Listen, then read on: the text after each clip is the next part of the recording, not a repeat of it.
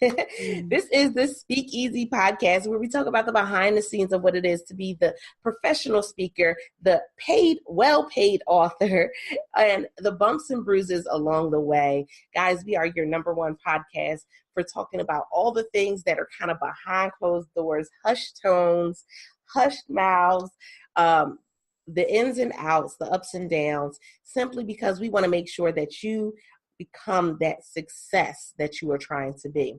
With that being said, you guys know I always come on with an amazing guest or some amazing resources and tips, and today is no different.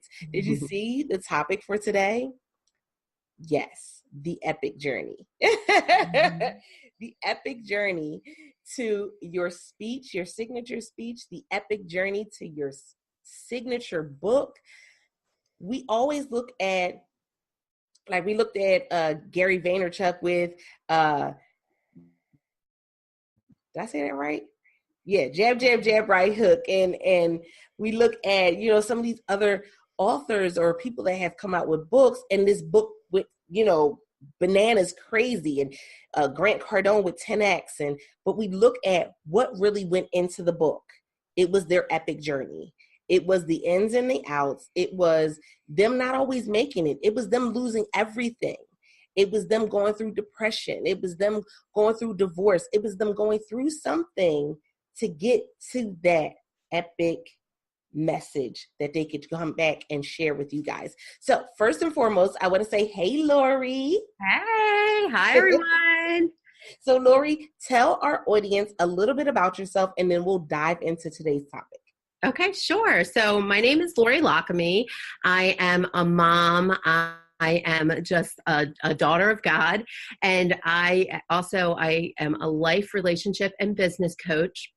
That I have a group of coaches called the Focus Life Group Coaches, and we help people find their passion, live in their purpose. We help them clarify their vision to become the best versions of themselves. I'm so excited to be here. Just finished up one of my books. Going to go and publish soon, and then working on a second one. So really excited about that. Where my husband and myself, we pastor a church that we started from scratch right out of our living room. And now we are out, we're renting a hotel at this point, but we have a great lively congregation filled of people from all walks of life, people who are just exploring their faith all the way to fully devoted followers of Christ. And I've been through a number of different things, which really has been my epic journey that I'm excited to share with you all today. So I'll leave some of that. But I'm just happy to be here today and hoping that you'll be encouraged and know that what you've been through, there is an amazing plan lying ahead of you. And that's a great way to start the discussion for today, because oftentimes as an author, as a speaker, there's this stigma that you're supposed to be starched and ironed. You're supposed to come in with everything all pretty and everything is just looking like it is just on point. But that's not always how it starts. Matter of fact, most times, the first time you actually share your epic journey with somebody, you didn't even really want to share it. So let's talk about that part. What was that first time that you really shared a piece of your story? And that we know that, well, I know that you have different parts of your story that are really epic. But when was the first time that you had to share something, and how did that really feel for you? Sure. I was asked to come and speak to a group of women just who have had hurts and hangups. And when I went, I just really, as I was sitting down to do my talk, what came out of me was a lot of my pain, to share my story at that time of I was molested as a child, and I went through years of sexual abuse. And I was like, there's no way that I am going to get out there and say that. And I started speaking in 1996. And that was a time that I feel like we're very open now about, our hurts and our hangups. But that was a time where, especially in that community that I was in, where it was very closed. And there was a lot of fear, but I just went for it. And I started just to share my story. And as I looked out into the audience, I started seeing tears of just tears going down people's faces. And in fact, even a woman that was in the back, she was kind of just crying, like heaving from just the pain that she was in. And I realized then my mess is someone else's journey towards their miracle. And I realized that, keeping my mouth shut is not helping someone else. But when I face my pain and I face the things in my life, that I am actually giving other people hope that no matter what they're going through, that they can see someone made it on the other side, right? And so for me, I had to push past my fear, the stories I was telling myself about what people were going to experience with me or what they were going to think. And sometimes we got to get out of our own way. And I realized very early on this journey, I got to get out of my own way. There's a reason why I went through this. And if I can help someone else go through the journey and find hope, then that's what it's all about. And, you said some key things right there, because when we start this journey, there's, so many things going through our head. And at first time that we really get it out, it's like, bring it back, bring it back, bring it back. You're right. bring it back, roll it back, Yeah. roll it back. But the reality is that it comes from a fear of us thinking that if I have not fully made it to quote unquote the other side of whatever I'm going through, then there's nobody that I can help. So can you speak to that a little bit? Absolutely. The past 4 years has been a journey through 3 bouts of cancer that keeps coming back up. And, as I was going through my journey with cancer, I was already a speaker. I was, I had a coaching practice. And so there was a season that I really fed into the lie that because I was going through all this pain and I was going through all of this, just depression and a lot of things that was really plaguing me at the time, that I was no good for anybody. And that was just really a lie. I had to realize that through my pain, and the more that I expressed what I was going through, it actually gave other people quote unquote permission to share their pain, right?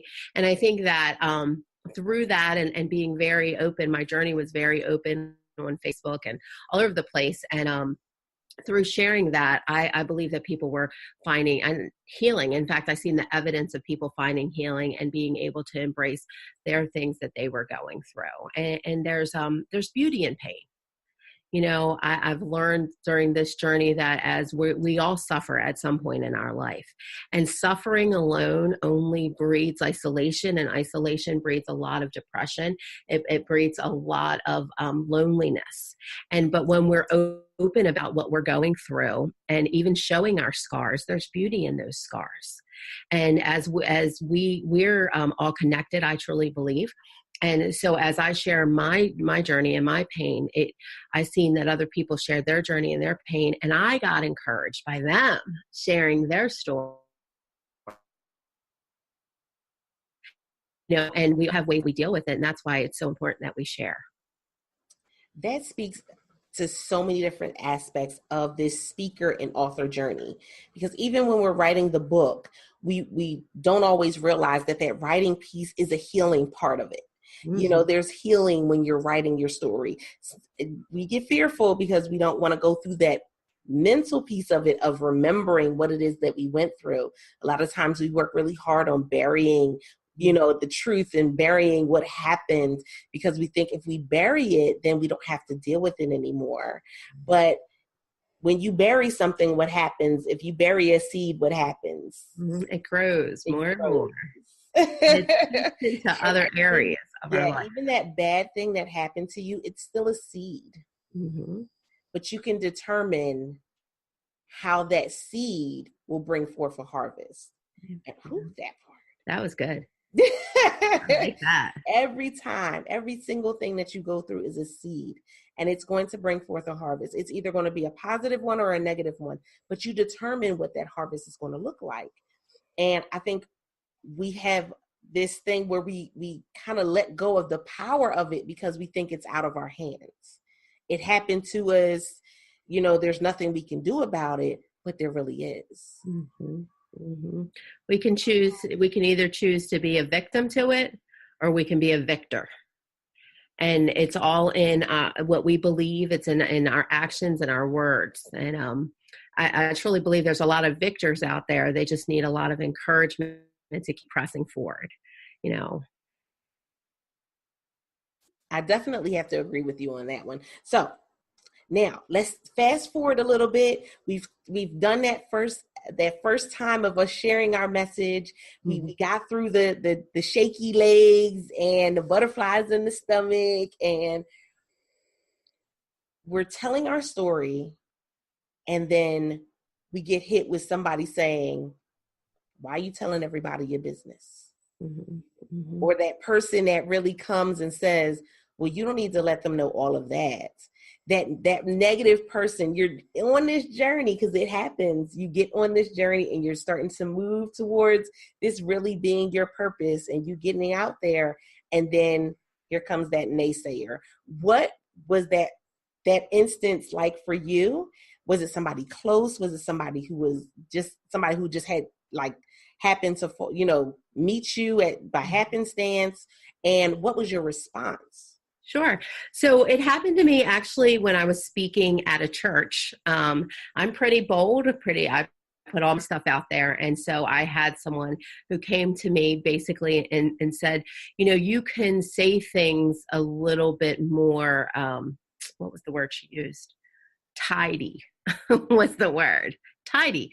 And I understood what she was saying, and I appreciated her feedback, and that was great. But it was actually a good challenge for me, that feedback, to hear, because it really helped me solidify the fact that so many times we try to make everything look so pretty, and we try to package everything where we're not going to offend anybody, or someone might not feel uncomfortable. But in order for us to transform into the people we're transforming to the best versions of ourselves, then we need to feel uncomfortable at times. We need it, like I always say, put on your big girl panties or your big boy briefs, right? And sometimes we need people to jolt us. So I don't believe in holding back to my truth, because a lot of times my truth is very shocking. And there was a lot of shocking things that might offend someone else. But even in that offense, I truly believe that when they look at why they're offended, it's because they're not grasping some of their hard truths that have happened to them. And so sometimes we need that shaking. Sometimes we need that jolt in order for us to get to the next place. So I would challenge speakers, authors out there, to really just embrace your truth the way it is. Don't hold back, because you never know who's out there who is just sitting in their comfortable mess that sometimes needs to be jolted right out of that mess and realize, like, wait a minute, I've been trying to cover up and mask all my pain, but I just need to be honest. I hurt. I'm here. I hurt. And there's a lot of great, I say provision, but there's a lot of great resources inside of our hurt. And we shy away from that a lot. I most definitely have to agree with you there. And we understand, if for no other reason, we understand that, guess what? We're not alone. Right. There's actually a lot of people that have gone through some of the same things that we have gone through. But if we stay silent, we'll never know. And it's always that thought in our head that nobody's going to believe me. My story is definitely, your story is very unique, because there are some things that you went through that other people have not. But what about those things that other people have gone through? We found that there is this sense of unity when one person opens up about what it is that we've been through. We've seen that with the whole Me Too movement. We've seen that with the Time's Up movement. We've seen it with the No Not Ever movement. We see that literally there is that unity, and people come together and realize that, okay, I'm not the only one. If we stand together, we're stronger. Mm-hmm. So with that being said, who is your support when you're doing all of these different things and speaking and going out and sharing your story? Because that's another piece of it, is that as a speaker, especially, you have to have a support team. Sure. So number one, my husband. He also is a speaker, a writer, He's amazing. He pushes me to be in my truth, even, talking about some really aggressive things in my past. He supports me. I have a great network of friends and a lot of clients, a lot of people who I've been able to help them move forward. They just cheer me on. They are there. They're supportive. They're constantly saying, give more, speak more, do more. And that is wonderful. I have one friend, he just came out with a book called Why Waiting Works. And I seen him at his worst, and he started coming to see me and seeing the transformation. He now has a nonprofit called City Fam, which is really awesome. And he's making a big difference, a big splash in people's lives. And to see that is great. Very great support for me to see other people's lives transform, because I've been so honest about where I'm at and then helping them along the way and coaching them. And that's great. I love that. I always tell people, receiving that first thank you, it blows your mind. Yes. Because you're like, what are you thanking me for? I'm just sharing that I'm not perfect. Mm-hmm. I'm just sharing that I'm silly. I'm just sharing that I'm an introvert, or that, that I stumbled and fell. I shared that, I had cancer, or I dealt with the loss of my mother. I mean, if for us, when you're sharing it, it's just like, I'm just sharing me. Right. You're thanking me for sharing me? That's powerful. Mm-hmm. Well, we live in a world where people don't share themselves because we want to hide, because of the shame, because of the guilt, the fear of rejection. But there's so much acceptance and love that's out there, Most definitely. And so I always ask people on this journey, as an author, as a speaker, and I know that the book is coming. So what has been a blunder for you? What has been something where you go back and you look and you're like, maybe I shouldn't have done that particular thing or done it that way? Sure. So for me, I think not being on social media, and not necessarily stepping out on all these different platforms. I heard you mention Gary Vee, right? I'm a big fan, love him, right? And so he's so true, like waiting. And I really feel like there was so many times that I could have, should have, would have, right? And I don't want to live in the past or regret, but if there's someone out there who is speaking and who is writing and who even has a desire to do this, get on social media, start wherever you're at and keep going. So I look at, man, there was opportunities that I could have helped more people, but because of my fear, because of the things that inside of me that, oh man, all these, like I was scared, of, what would happen or the rejection, but the rejection's going to come. They're always going to talk. They're always going to say something. So looking back on my journey, I feel like my fear held me back from stepping out and just putting myself out there. I was able to do it at speaking engagements and in personal one-on-one conversations, but not really getting out there and sharing. Which says a lot, because that is one of the lies that we believe, I guess, that people who have been doing it for so long that they're no longer fearful. First and foremost, let them know, how long have you been speaking? Mm-hmm. Sure. Since 1996. And so from 96 to now we're in 2018 at the time of this particular episode, there's still fear.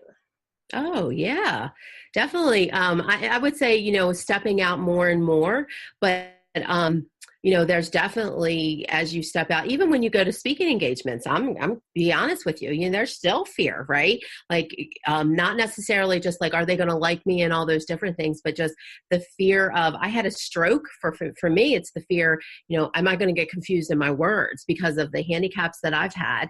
Is that really going to be am I going to stumble and fall? I fell on stage before, you know what I mean? I've dropped my water and my coffee on stage, and I've learned to laugh at those things. So, I find humor in them, now, but anytime that I get up to speak, I speak every Sunday, in some kind of shape or form. And even when I get up there, it's still like, okay, so I've got this. Am I remembering this? In fact, I'm glad that's still there, to be honest with you, because it shows me I'm not just relying on myself. I'm relying on someone higher. And so the fear is always going to be there in some capacity. And we're moving from one stage to the next stage. And the next stage you get to, there's a whole nother set of fear you're going to have to deal with, right? There's a new level that you're going to have to fight through. And during that new level, it's really, I've just learned that I've just got to put on my combat gear and I got to just face it. And I got to deal with it. And a lot of times it's the limiting beliefs inside of my mind that holds me back. Which is honesty in its fullest form, guys, because she just told you that she is someone who's had a stroke. And we always talk about the physical reasons why we can't get on stage. I need to lose a few pounds. I need to be taller. But the reality is that a lot of times there's a lot of stuff in the back of our mind that we're saying, because of this, I can't see my dreams into a reality. Because of this, I can't say yes to my next level. And we're being held back. Yes.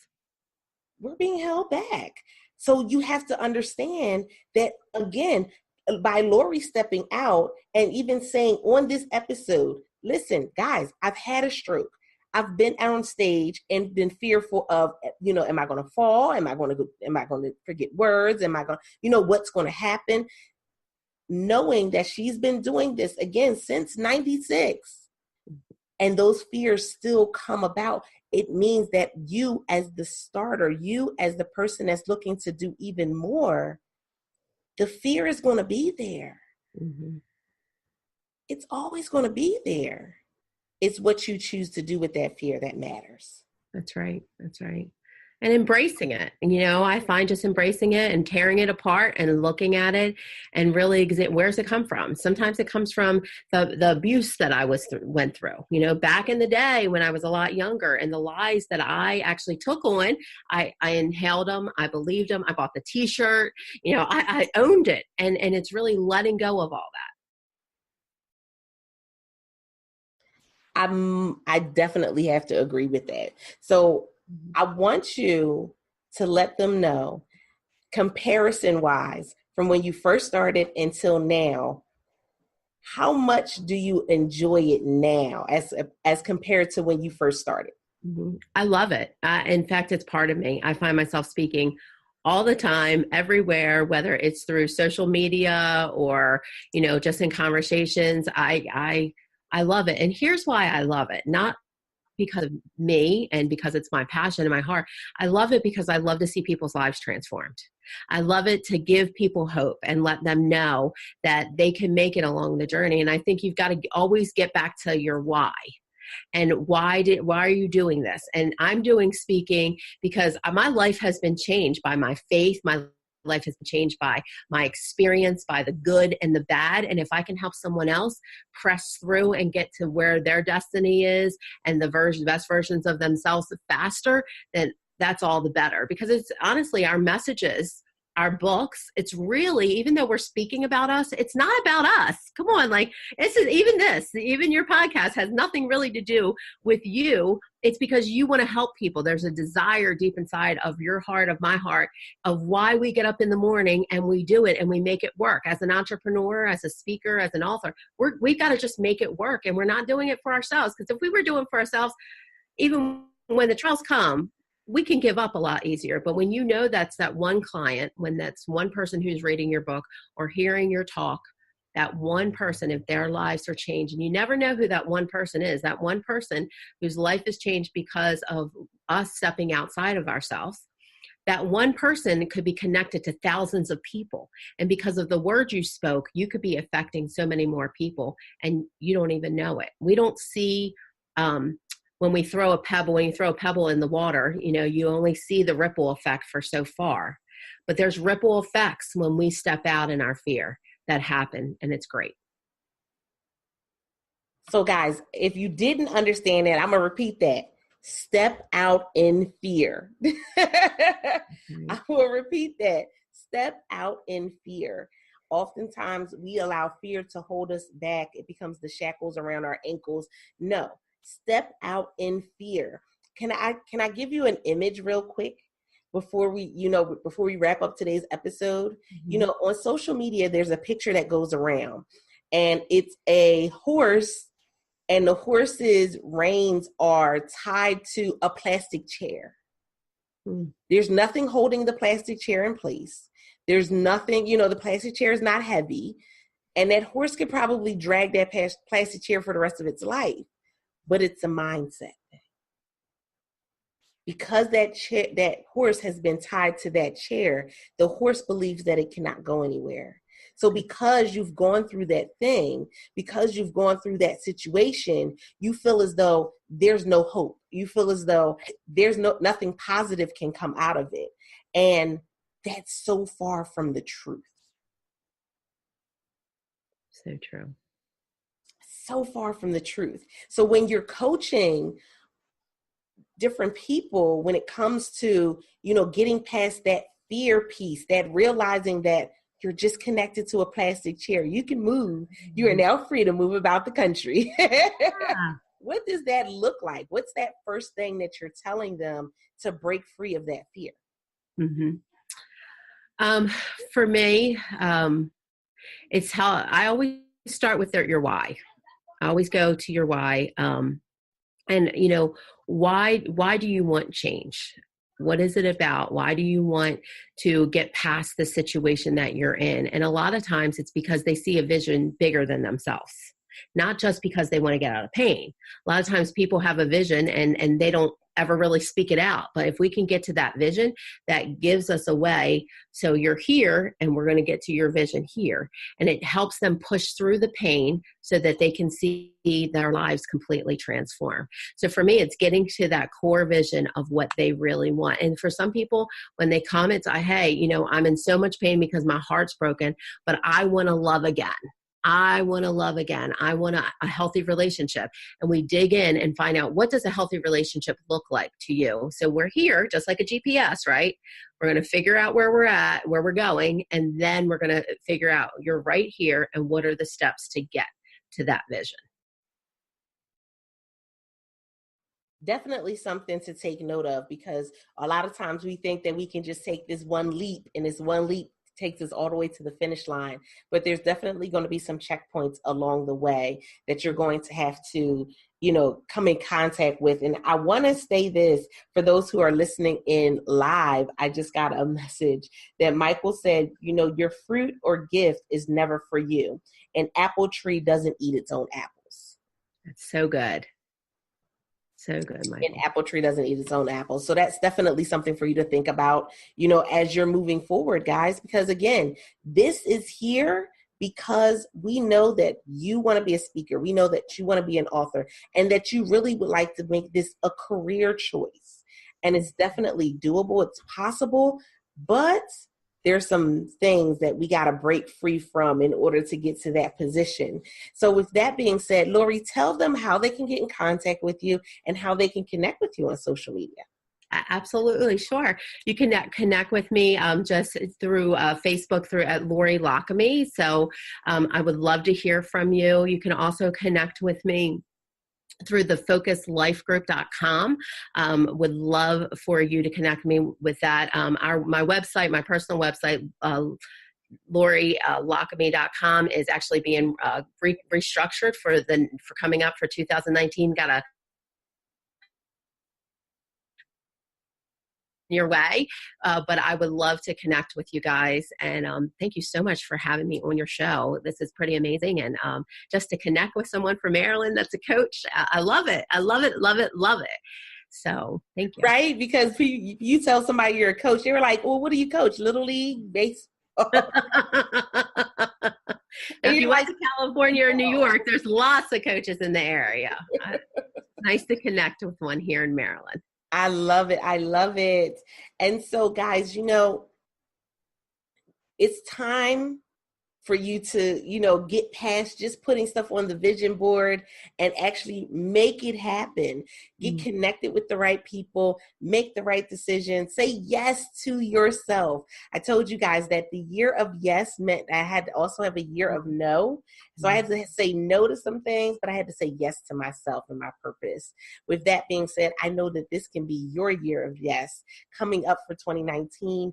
We're excited about it and we want to hear from you. So if you're an author or speaker, I would love to have you on as a guest. If you go to bit.ly/Speakeasy Podcast, all lowercase, you can choose a date that works great for you to come on and be a guest here on the Speakeasy Podcast.